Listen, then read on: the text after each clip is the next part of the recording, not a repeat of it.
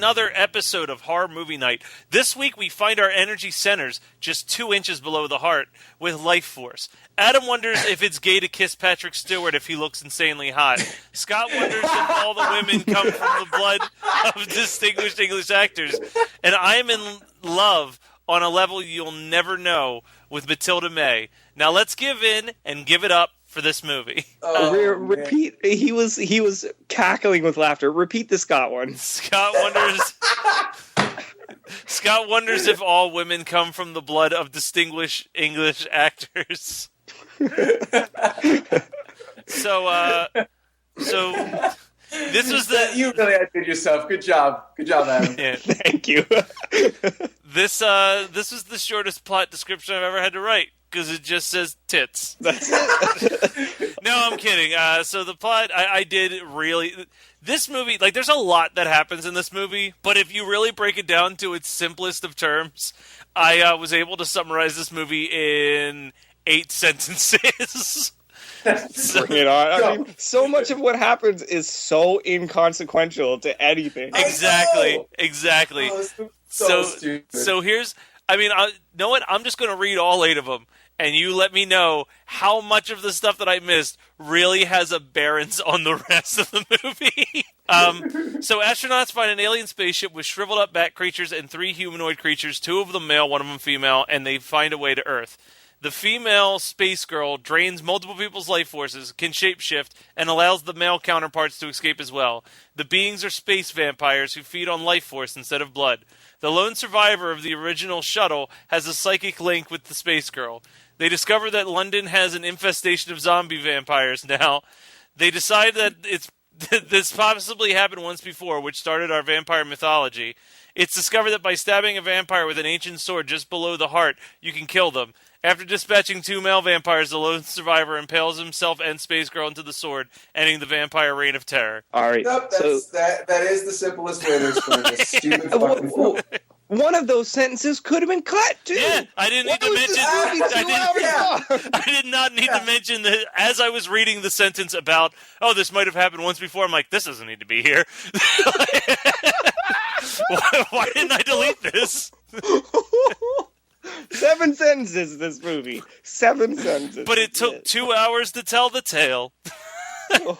Let's just skip the whole plot and talk about the quote-unquote plot. Matilda May is so attractive. I understand. I truly understand exactly why you would bring her back to Earth, because she is one of the hottest women of all time. I have never before looked at a woman and been like, man, you're so hot that life might actually be more difficult for you. Like, you're too fucking attractive. Way too hot. Like, seriously, she is, like I said, painfully attractive. It is unnatural how attractive that woman is. I don't think that we've ever been so effusive about a woman in a horror movie ever. So, can I actually talk about things about the movie that don't involve her for a little bit? Are we allowed to do that? Yeah, because I got like 6 notes. Weigh in on how goddamn attractive she is. Come on. So, I only have a handful of notes, and like by handful, I mean, I'm sure you got something. Yeah, I mean 3. So the one thing is, like, I forgot, like, I knew that this was a Tobe Hooper film, and I'm pretty sure that Adam might be not the expert, but he's the only one that saw the documentary about canon films, so he might have a little bit more insight on Lifeforce.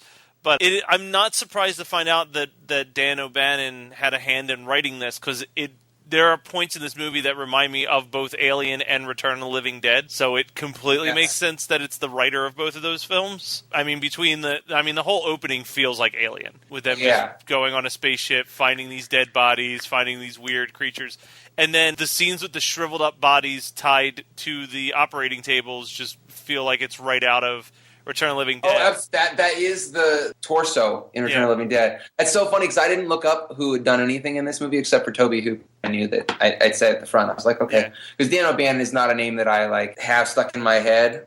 So, but yeah, that makes so much sense that he did that movie he did Return of the Living Dead, because I was watching that scene. I was just like, this is just basically the exact same scene, but with a full zombie. Yeah, and they both came out the same year. That's weird. Yeah, and the shriveled up body puppets look fucking awesome in this movie. Yeah, they do. They are really, really good. When that first one like gets up and sucks the doctor's life force, it's like age. There's a lot of things that happen in this movie where age was not kind to the film, but there's something that just works in that scene with that puppet and the light exploding out of it. And I actually I purchased the Scream Factory Blu-ray of this because I do like this movie. I think that it could definitely, you could take some scissors to this movie and really get it to a little bit more watchable cut. But it's just a fun, weird movie that's buried under a lot of nonsense that you don't need to have there. When we were talking about this movie last night, I think I said something along the lines of, it's a good 2-hour movie that would be a great 90-minute movie. Yep. And I think that that's a fairly accurate way to say it, because there is so many cool moments and there's so many cool ideas, and then, Matilda May is just, she does steal every single second she's there. Yeah. Homina. Wow. But then you're just buried under all this garbage where it's like, I'm watching the movie and I'm like, this plot doesn't make any sense. Maybe if I read the Wikipedia, it'll make more sense. Nope, Wikipedia doesn't make any more sense than what I was watching.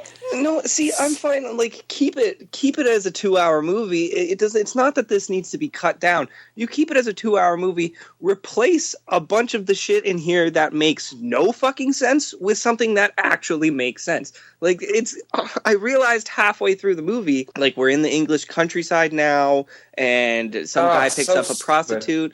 And all this shit. And I realized, like, I hadn't looked away. I wasn't distracted. I've been watching the whole time. But somewhere along the line, I completely lost track of what the fuck was going on in the movie. I was like, what? Where are we? Like, I almost rewound. I was like, did I miss something? Like, what's going on now? Well, so this is I apologize both A, to the audience, and B, to my friends in the writers group, because I do occasionally reference other people's scripts from the writers group, but it has been the biggest source of me being able to see issues in other people's scripts, is reading people's scripts and being like, you need to fix this. And this movie reminds me of a script that one of the kids in my writers group wrote, where like they were doing this big, there's going to be a war between heaven and hell in the middle of Earth, and it's all based on this one girl who's possessed by Satan himself or whatever. And he has all this tension built up, and then they're like, we've got to go to Rome and get the most powerful priest ever. And I was like, now you've lost me. You can't have something where time is fucking ticking, and they're just going to hop on a goddamn plane and fly to like a completely different country for 10 minutes? Like, no, that's bullshit. And that's kind of how I feel with this movie, is like every time that there's like a feeling of urgency, there's some bullshit palling around in some other country that they keep jumping around to. And it does slow the momentum of the movie to an abrupt stop.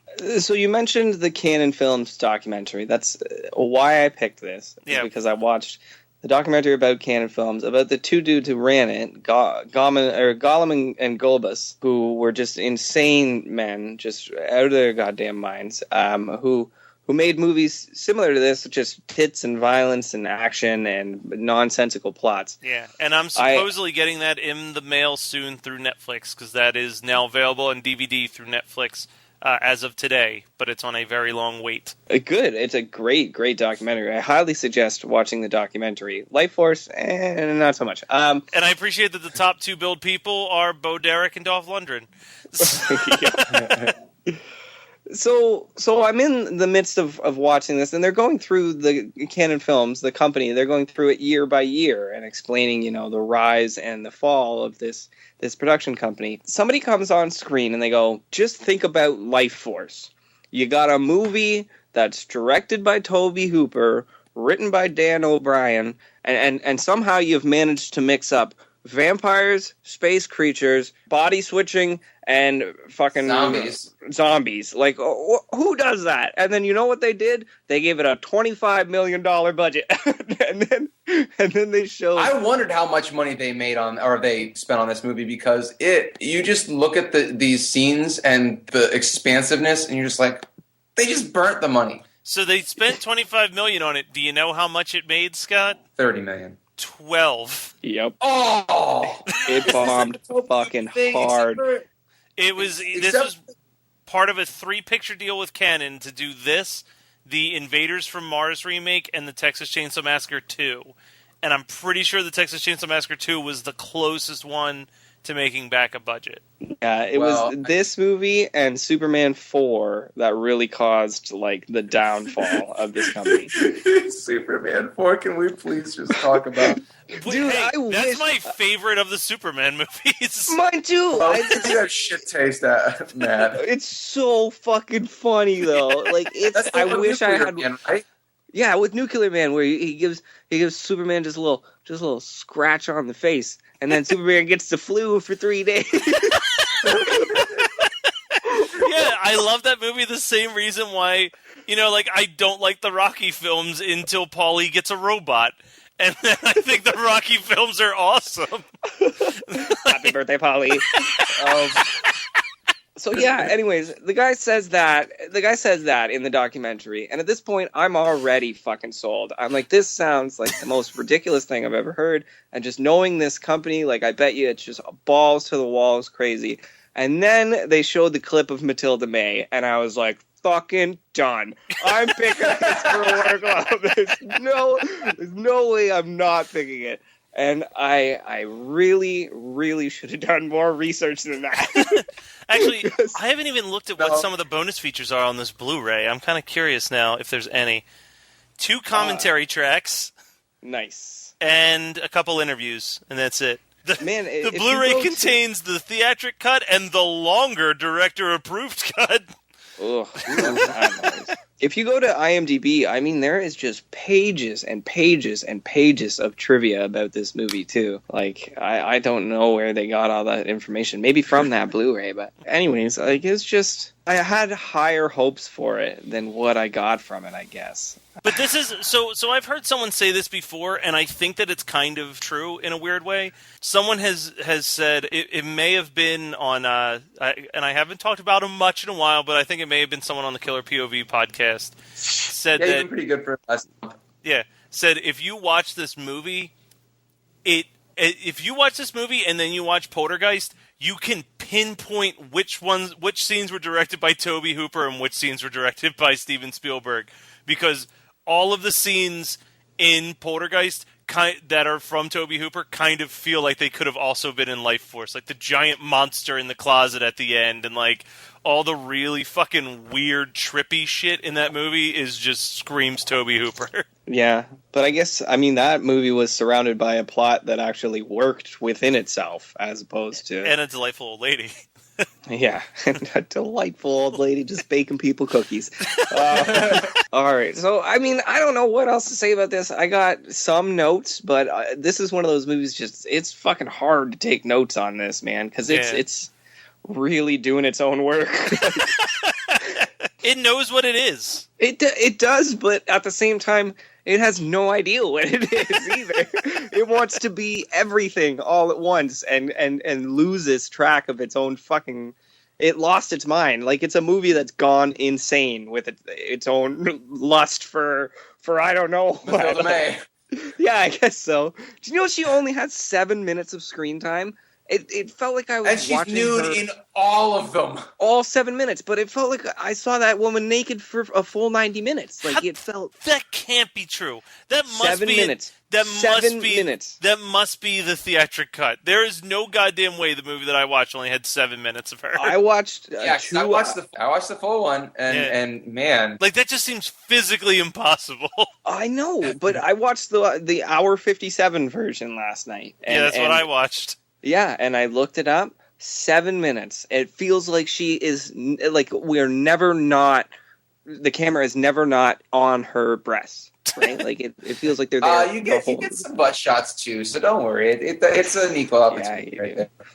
Oh, watching the guy that played Carlson, like, violently make out with her face, though, it just really upset me. That was some really bad kissing. Let's just be honest here. That was some really bad kissing. I'm just trying to say, anyway. I've never heard of pretty much anything else that she's been in, because she's mostly just in French films. Well, she probably had such a horrible experience coming over here and dealing with Canon Films, having to put up with this bullshit. I wouldn't be coming back either. Let's do Lifeforce notes.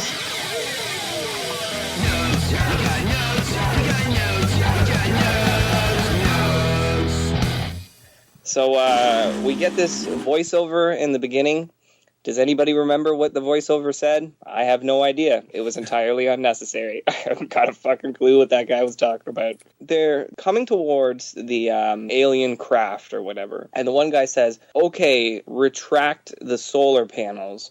And when you see the wide shot, it looks like their ship is like 20 miles long. Like, it looks like this big, long, wacky, futuristic ship.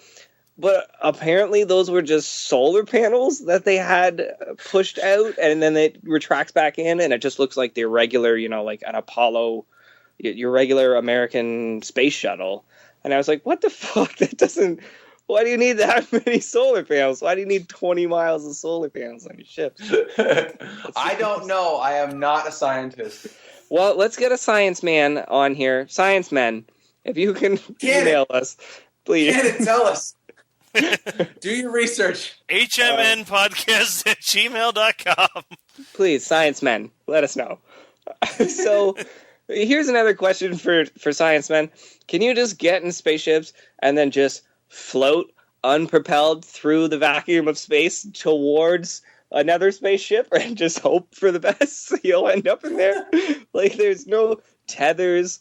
They don't have any kind of like boosters or anything on them. It's like, they got little boosters on the backs of their packs. I mean, I know that this is really splitting hairs, and it really doesn't matter. But yeah, don't sprout nonsense there. Okay, sorry, I didn't see those booster things. You were too busy looking at the giant vampire bats creatures, and then also when the guy. I know we're getting ahead. I'm getting ahead of ourselves, but when the one guy who gets stabbed in his energy center turns back into a bat, it's so unnecessary. They must have spent so much money on that quick little shot, and the guy who stabbed was just like, huh. Well, at the end of this movie, I was like, do you think when Carlson and Matilda May got back up to the ship, she turned into that bat thing? And he was like, oh, wow, I made a really big mistake. Yeah, he woke up and was like, oh, shit. No, actually, let me be real here. He's a vampire, too. He just forgot. That. She says that. Yeah, she says that. Is that really the case? I don't know. What good would it do her to lie like that? I think that was that was supposed to be this huge surprise for the viewer. That's like, oh my god, that's the reason why she didn't drain him. It's because he's a vampire too. Oh my god. It's just bad story writing. But I did not even get that from the movie. I thought she was just manipulating him and lying to him, like she has been the rest of them. No, she doesn't need just any human. She wanted him because he was somehow a vampire too, which is just ridiculous. I mean, it just adds to the stupidity of this story. But whatever. Still, Matt, did you get that from it? No. No. Rewatch it. No, it's not. This is the scriptwriter's fault. That's 1 out of 3 people gets this fucking entire point of the movie, apparently. So, whatever. We're in the alien ship, and the one guy's like, she looks perfect. And I'm like, yeah, I've been watching this movie for 9 minutes, and she looks perfect. So, the inside of the Winston Churchill is all smoke damaged and charred up. Like the real inside of the real Winston Churchill. I just have a note here. It takes up half my page. And it's underlined. It just says, God damn. That's a note. That's a note I took. She can just have my Lifeforce. She doesn't need to be sneaky about it. She doesn't need to use no crazy powers on me. I'm fucking giving it up for Matilda May, man. Woo! Woo! Damn. Seriously, probably like top 10 hottest humans like in the last century. Oh man, like just puts them to shame. So she also apparently is a Sith Lord because she has Force lightning.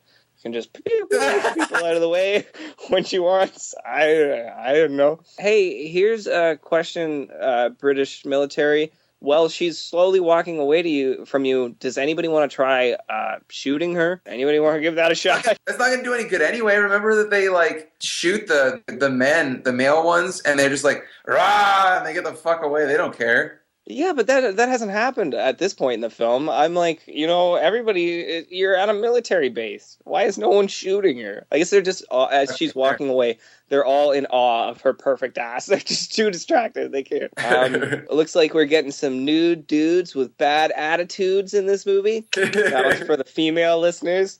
Yeah, we're not totally sexist around here. We got naked dudes too. I think that this is the least sexist podcast we've ever done with the most discussion of boobs, because like we're not like objectifying her. We're like, God damn, she is seriously like the most attractive woman ever. It's like, I don't know, maybe I'm just a shitlord, but the movie objectifies her. The movie is just like, she's just this thing that walks through the movie and you're just supposed to stare at her. Like, that's the whole point of her. So the scene that you were talking about, the scene with the corpse on the table where he drains the other guy's life force, you can see that he's like drawing the guy into the kiss, like the guy can't stop himself. Yeah, it's so weird. Right? It was so fucking strange. And it like the guy like Carlson or whatever had this line where he was like, or no, the doctor that she kissed and then let live, and he was like, oh, I feel nauseous, blah blah blah.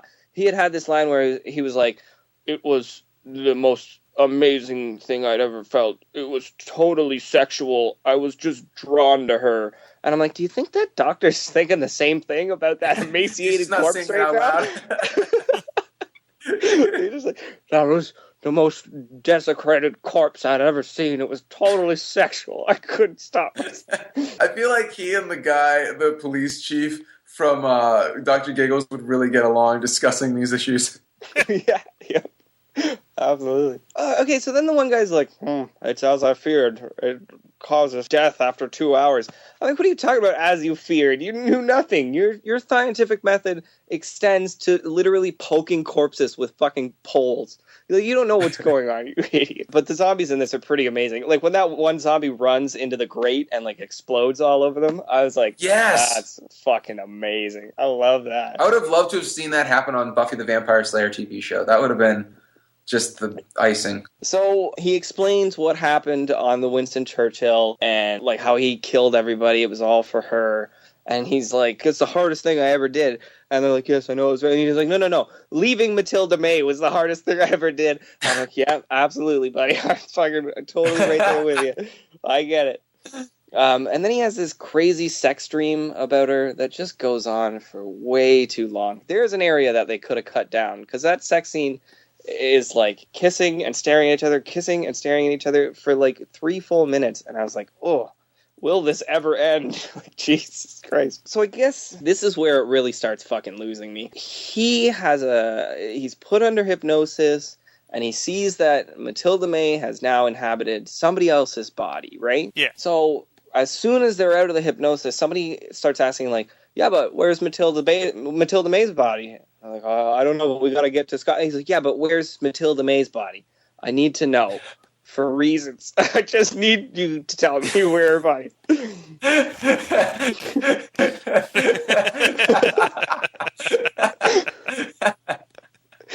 So, what is Patrick Stewart doing in this movie? Like, getting paid. That's what he's doing in this movie. Yeah, absolutely.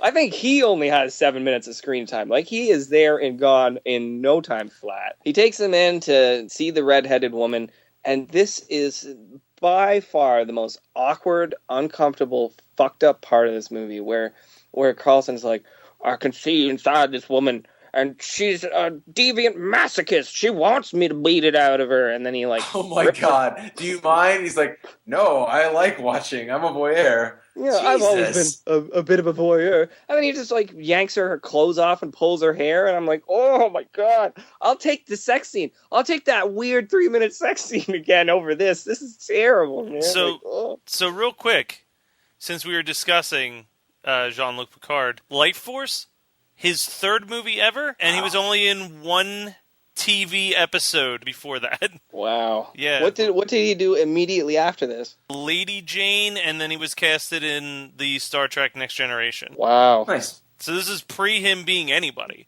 He was like a stage actor. He was a well-known stage actor, but he was in like 1 or 2 episodes of a TV series called I, Claudius from 1967. 1976, and then he was in Excalibur and Dune, and then followed it with Lifeforce. So he had to do Dune and then Lifeforce back to back.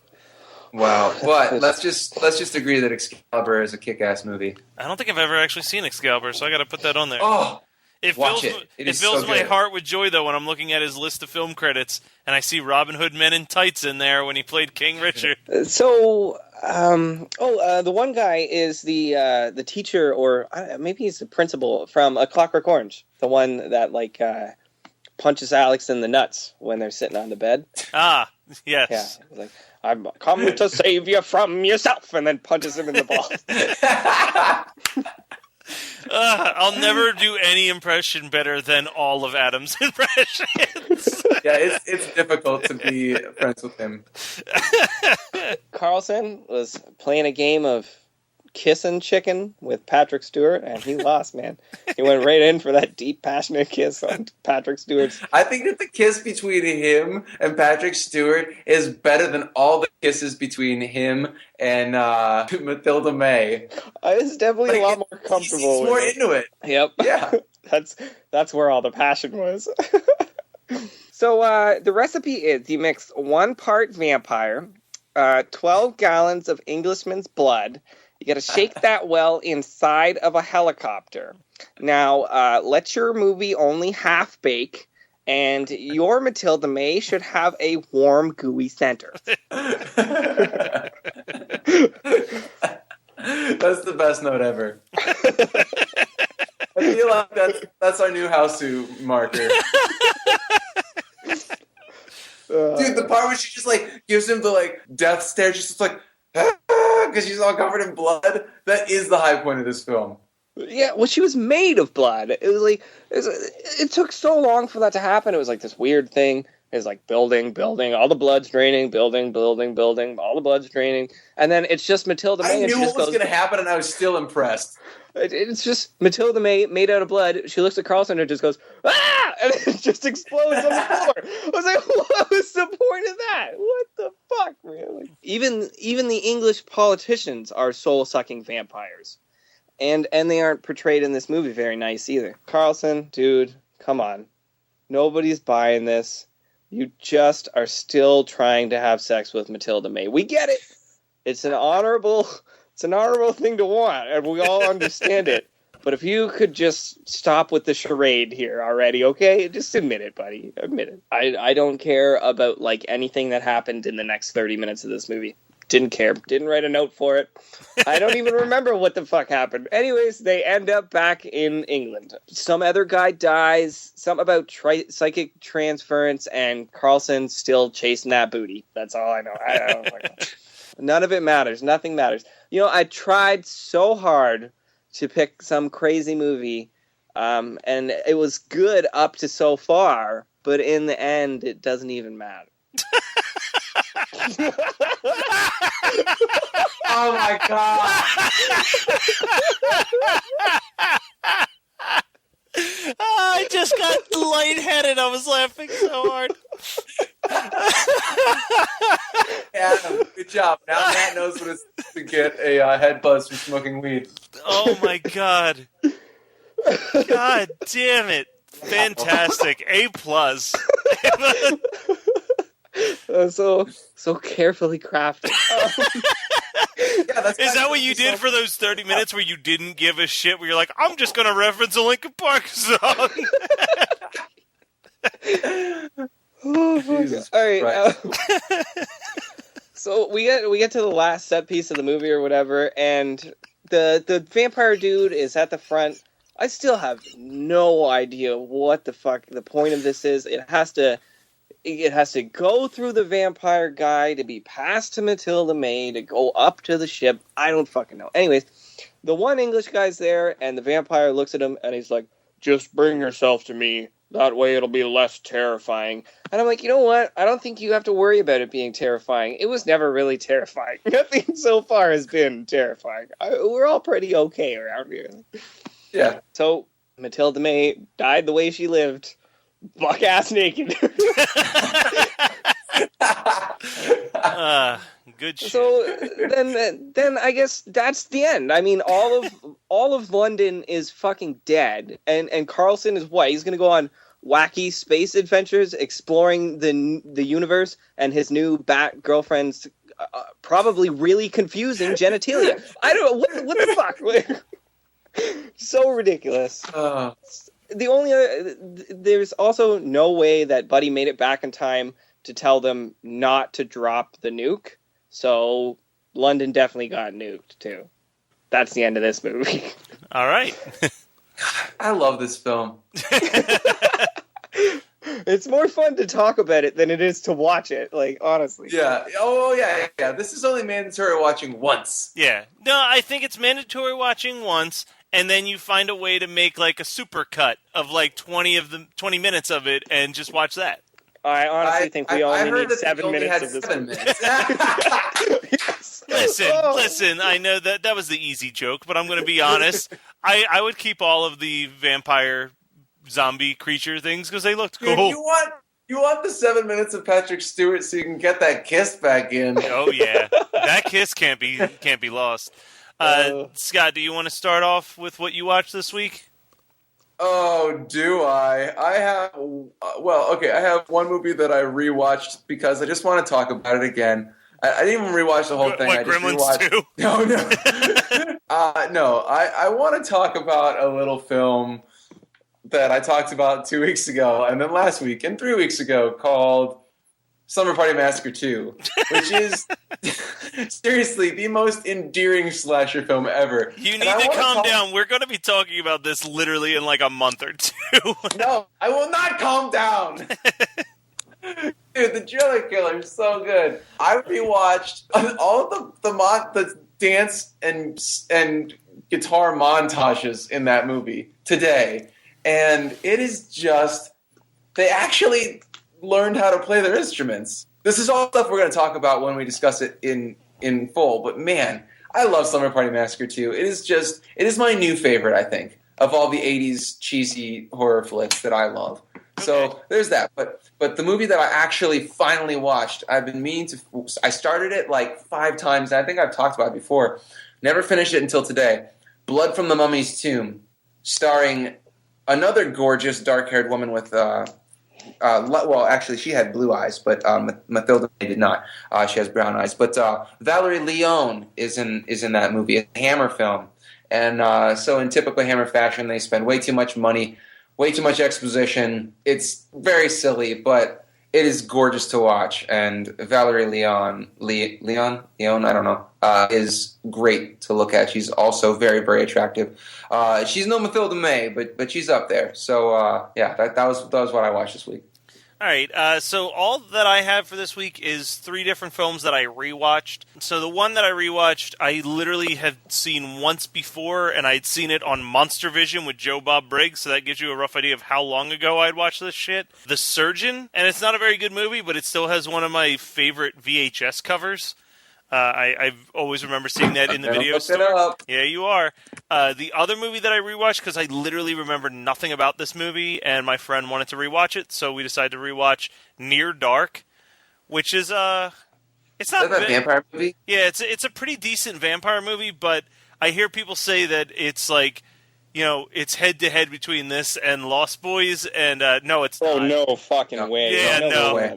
Like, I like Near Dark, but those people can fuck right off. There's no way. That being said, the scene in the bar in Near Dark is fucking amazing. Oh yeah, it's great. Like that whole sequence is great. That cover art for The Surgeon, it's from 1995, and you're right. That just takes me back to the video store days for real.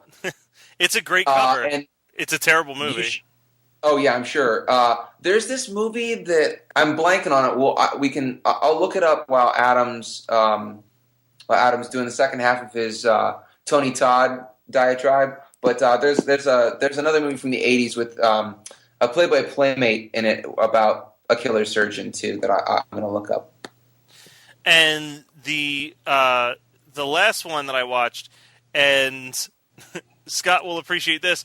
I also, because it's getting close to Halloween season, rewatched one of the films from our Halloween bonus episode past. Yeah? Hocus Pocus. Well, duh, that's no surprise. So here's the thing, because we were talking about impressions, and I completely forgot that I can do a pretty spot on impression of the blonde-haired, want-it-to-be Jason Mewes character in that film.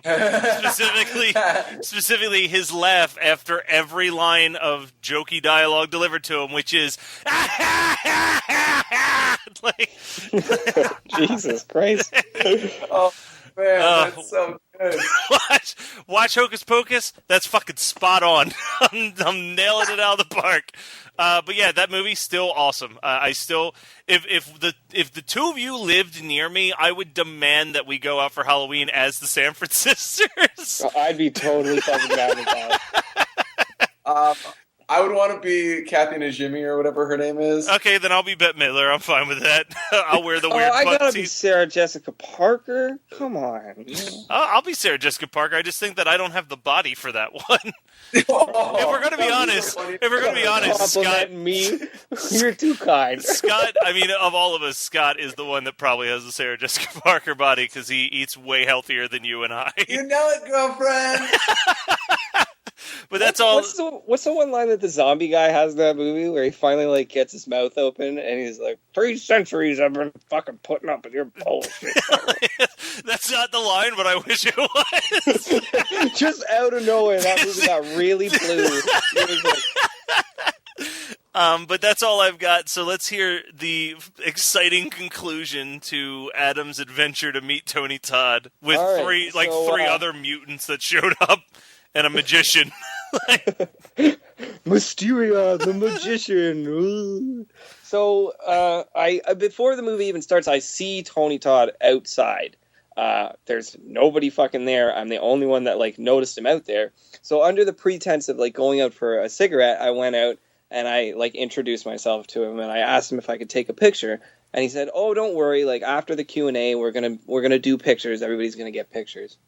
I said, okay, fine. So we go back in and Candyman starts and the audio cuts out.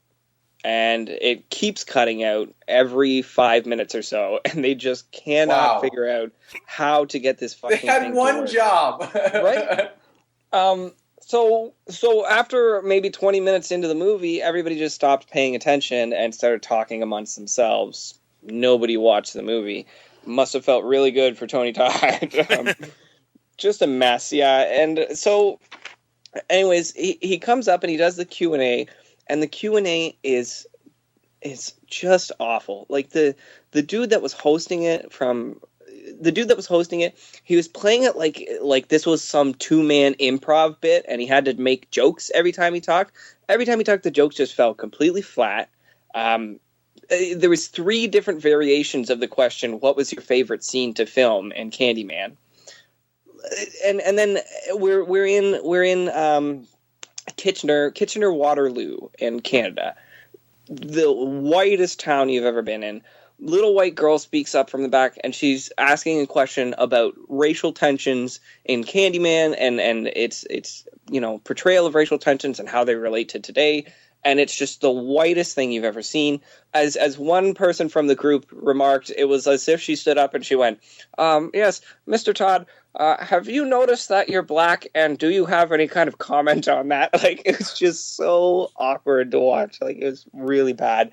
And the whole time, Tony Todd just keeps circling back. He's artfully dodging questions and circling back to his newest direct-to-DVD release that he was in, and the production of something called Ghost House that he has coming up. It's a stage play. Just keep circling back to that. That's the only fucking reason he's there, is to promote his newest materials. Doesn't answer a single question about Candyman. Nothing insightful. Nothing. Fucking Please, bullshit. guys, can we still talk about Rampart? Yeah, please. Can we try and keep it on topic here? I'm here to talk about Ghost House. I don't know why you're all asking me about Candyman. I think he answered like a brief question about the bees, which was essentially he got stung 25 times over the course of the movies by bees. Apparently he gets paid $1,000 every time he got stung by the bees. Nice. That's my little piece of trivia that I learned about Candyman by going to a fucking Q&A where the guy who played Candyman was there. Oh, for fuck's sakes. Anyways, so whatever, that finally ends. I'm happy to be away from the awkwardness. They say, go over to this table and we'll do signings and you can take pictures with Tony Todd. I go up to the table. There's a fucking sign, $30 for a picture. I was like, $9 beers and $30 for a picture with Tony Todd. Fuck you. Fuck this event. I went to the bathroom. I took a shit in the toilet. I didn't flush and I left. Just went home. I was like, fucking, that's what you get, bastards. I'm fucking out of here. I should have just walked backwards through the door, just flipping everybody the bird. I should have been like, fuck you, fuck you. Ugh. And then it was another, well, no, because there was no traffic, because by this point it was like 12:30 at night, so another 2-hour drive home. And, yeah. So even if you win free tickets to something, it still might not be worth the cost. It might cost you. Yeah. Anyways, Candyman's still a good movie. Virginia Madsen's pretty hot, and I like that. I just saved you. You know that little tidbit about the bees I just told you? I just saved you ever having to go to a Tony Todd Q&A. You're all welcome. Well, that was Lifeforce. Thank you guys for checking it out once again. And remember, you can always send us movie suggestions at hmnpodcast@gmail.com. Tell us what your favorite moment of Lifeforce was. I bet we can guess what it is. Or tell us what you would have cut from this movie. I bet I can guess that it was about an hour and 50 minutes. Next week, we're going to be talking about Trick or Treat. That's the movie from 1986, starring Ozzy Osbourne and Gene Simmons. Not the... God damn it, Matt. Quit putting them first on the billing. They're in there top billing, yeah. Not the more recent anthology film. That's all I really got to say, guys. Come on. I love hearing from you. We're getting a lot of good email. We're maybe one email away from being able to do a pretty solid email bag episode. So shoot us an email if you haven't yet, just letting us know your opinions on the show or ask us a question. We'd love to answer whatever asinine question you have to wonder. And I'm sure that this episode has raised a lot of questions for you about our personalities.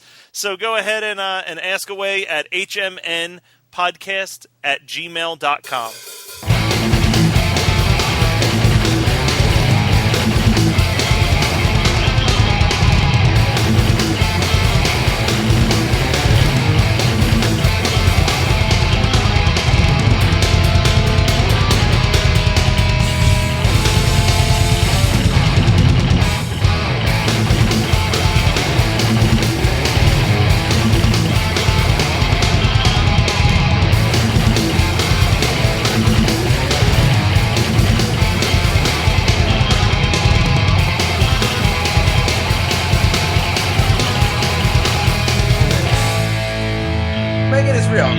Megan is the woman of my dreams, but man, Mathilda May is the vampire of my dreams. She is just stupid attractive. Man, sorry, listeners. I don't know. Like, you've heard this show. You know we can be kind of misogynistic and shitty on her sometimes. But, like, it's... Just look, like, watch the movie, and that's all you can fucking think about. You are, like, psychically drawn into this vampire world because she's just so fucking gorgeous. She doesn't look real. Like, she's not a real person. There's no way. Like, oh my God. You're listening to the Geekscape Network.